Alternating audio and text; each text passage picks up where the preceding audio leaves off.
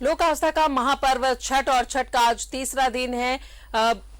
अस्ताचलगामी भगवान भास्कर को आज अर्घ दिया जाएगा। उसकी तैयारी जोर शोर से चल रही है और हम नहीं चाहते हैं कि कोई भी तस्वीर आप छोड़े, इसीलिए हम हर एक तस्वीर आपको दिखाना चाहते हैं। एक तरफ ठेकुआ बन रहा है तो दूसरी तरफ जमशेदपुर आपको लिए चलते हैं, जहां पर छठ घाट पहुंचे हमारे सहयोगी प्रवीण, आप जमशेदपुर के कौन से छठ घाट में मौजूद हैं और वहां पर कैसी तस्वीरें दिखा पा रहे हैं?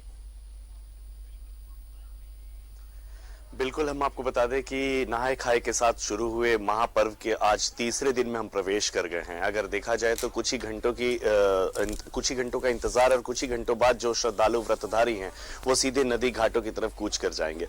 हम जिस जगह पर खड़े हैं ये है श्री श्री महाकालेश्वर छठ घाट। ये जुगसलाई का एक ऐसा छठ घाट है जो कि पूरे कोल्हान में अपने आप में अलग है, क्योंकि यहाँ जो तैयारी होती है वो केवल जिला प्रशासन के द्वारा, नगर परिषद के द्वारा नहीं, बल्कि जो छठ घाट समिति है, महाकालेश्वर छठ घाट समिति है, उनके द्वारा जो है पिछले दुर्गा पूजा, जैसे ही दुर्गा पूजा का विसर्जन हो जाता है उसके बाद तैयारी जोर शोर से शुरू हो जाती है। हम अपने सहयोगी अनवर से गुजारिश करेंगे कि वो दृश्य दिखाएं इस घाट का, कि देख सकते हैं कि आप जो तैयारी, जो सुंदरता, इस घाट को दुल्हन की तरह सजाने की पूरी कोशिश की जा रही है। लगभग लाखों लाख रुपए का खर्च जो है इस घाट में आता है। एवरेज हमने कल भी बात की थी, समिति के जो जितने भी पदाधिकारी हैं उनसे बात की थी, तो उन्होंने बताया कि कम से कम 30 से 40 लाख रुपए का खर्च आता है। और जो अगर हम श्रद्धालुओं की बात करें, अगर व्रतधारी की बात करें, तो कम से कम जुगसलाई, बागबेड़ा, सुंदरनगर, परसुडी और आसपास के जितने भी इलाके के लोग हैं वो इस स्थान पर आते हैं और व्रतधारी आते हैं और यहाँ पर भगवान भास्कर को अर्घ देते हैं पूरे परिवार के साथ। सबसे बड़ी बात यह हो जाती है क्योंकि यहाँ जो नदी का जो जल है वो काफी समतल है और किसी तरह की परेशानी, किसी तरह की जो विपरीत परिस्थिति उत्पन्न हो जाती है नदी घाटों में देखी जाती है कि जल का स्तर अचानक बढ़ जाए तो जान जोखिम में व्रतधारियों का आ जाता है। तो ऐसा कुछ भी नहीं है, क्योंकि यहाँ की जो घाट है ये पूरी तरह से समतल है और जितने भी महाकालेश्वर छठ घाट समिति के जो लोग हैं वो पूरी तरह से लगे हुए रहते हैं। कम से कम 100 की संख्या में सदस्य जो है पूरे जुगसलाई क्षेत्र के हैं, मतलब जुगसलाई क्षेत्र और बागबेड़ा क्षेत्र के आसपास के जितने भी लोग हैं वो यहाँ दिन रात एक करते हैं। यहाँ पर सबसे बड़ी बात हो जाती है कि लोगों को अवेयर करने के लिए, लोगों को जागरूक करने के लिए कुछ मोटिवेट, जैसे बेटी बचाओ बेटी पढ़ाओ, या फिर जैसे अभी कोविड का समय है तो ऐसे में लोगों को सामाजिक दूरी का पालन किस तरह से करना है, मास्क को अपने दिनचर्या में शामिल करना है, या फिर जितने भी अवेयरनेस है घर पर जो बुजुर्ग हैं उनके देखभाल के लिए भी, या बहुत तरह के कार्टून, जितने भी अगर हम बताएं कार्टून बनाए जाते हैं और वो पूरे घाट में सजाए जाते हैं।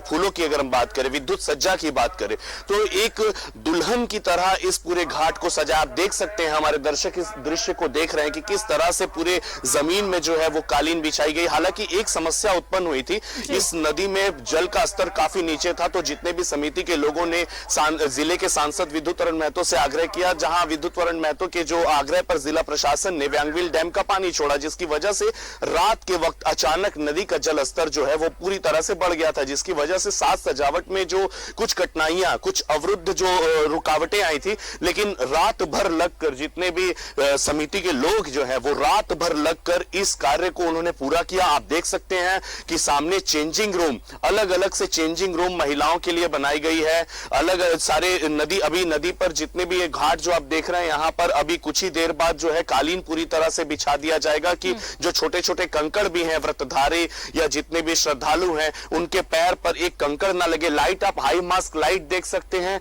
लाइट जो है ये पूरी तरह से लगा हुआ और अभी ये काम और भी चल रहा है। जगह जगह पे लाइट, जो आपने दिखाया कि दुल्हन की तरह छठ घाट को सजाया गया है और छठ व्रतियों को किसी तरह की कोई परेशानी ना हो उसका भी खास ख्याल रखा गया है। एक बार फिर से रुक करेंगे, सहयोगी अंजनी हमारे साथ छठ व्रती के घर पर मौजूद है, ठेकुआ बन रहा है और जो तस्वीर है वो वाकई बेहद खूबसूरत है। एक अलग ही हमारी जो संस्कृति है अंजनी, हमारी जो परंपरा है वो पूरे देश में इसीलिए मशहूर है कि हम कोई भी पर्व त्योहार को मिलजुल कर, चाहे वो आस पड़ोस के लोग हो, सभी मिलजुल कर ठेकुआ बना रहे हैं। तो ये बहुत ही सुकून देने वाली तस्वीर है।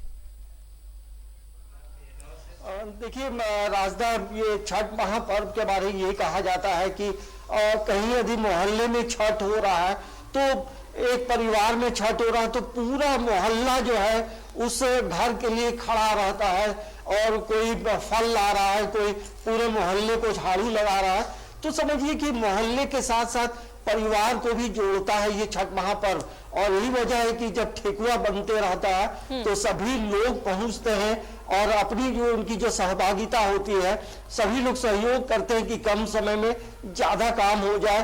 और गीत भी गाया जाता है, क्योंकि ऐसी भी परंपरा है कि गीतों के माध्यम से उसमें मिठास घोला जाता है, उसमें छठी मैया से निवेदन किया जाता है, अपने मन्नतों का निवेदन होता है।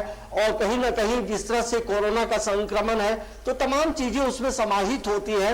और आपने एक सवाल ब्रेक में जाने से पहले पूछा था कि आम की लकड़ी का क्या महत्व है। तो आज भी देखिए जहां हम हैं वहां पर आम की लकड़ी में ही जो है ठेकुआ बनाया जा रहा है। और इसका आज से नहीं, सदियों से इस आम की लकड़ी में लोग छठ महाप्रसाद को बनाते हैं।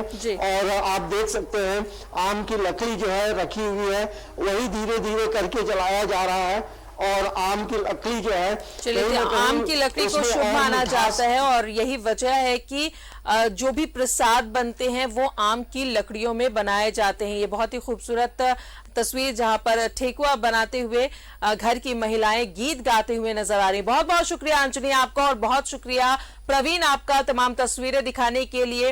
और अपने दर्शकों से कहना चाहेंगे कि हम आपको राज्य की हर एक तस्वीर दिखाना चाहते हैं कि किस तरीके से लोक आस्था का महापर्व छठ मनाया जा रहा है। बहुत बहुत शुक्रिया आप दोनों का।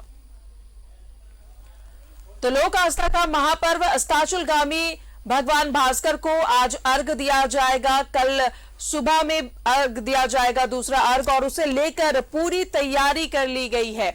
हर एक घाट को साफ सुथरा किया गया है और छठ व्रतियों को कोई परेशानी ना हो इसका खास ख्याल रखा गया है। जिला प्रशासन ने अपनी जो बंदोबस्त है वो चाक चौबंद कर रखी है। किसी भी अप्रिय घटना से निपटने के लिए एनडीआरएफ और एसडीआरएफ की टीम मौजूद है और साथ ही जो प्रोफेशनल गोताखोर होते हैं वो भी मौजूद रहेंगे। इस दौरान आपको भी सावधानी बरतनी बेहद जरूरी है।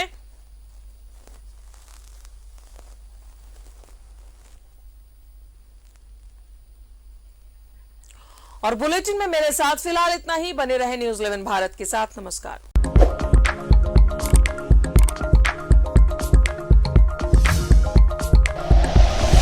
Like and share videos, subscribe करें हमारा चैनल और प्रेस करें बेल आइकॉन। न्यूज़ 11 भारत, सच है तो दिखेगा।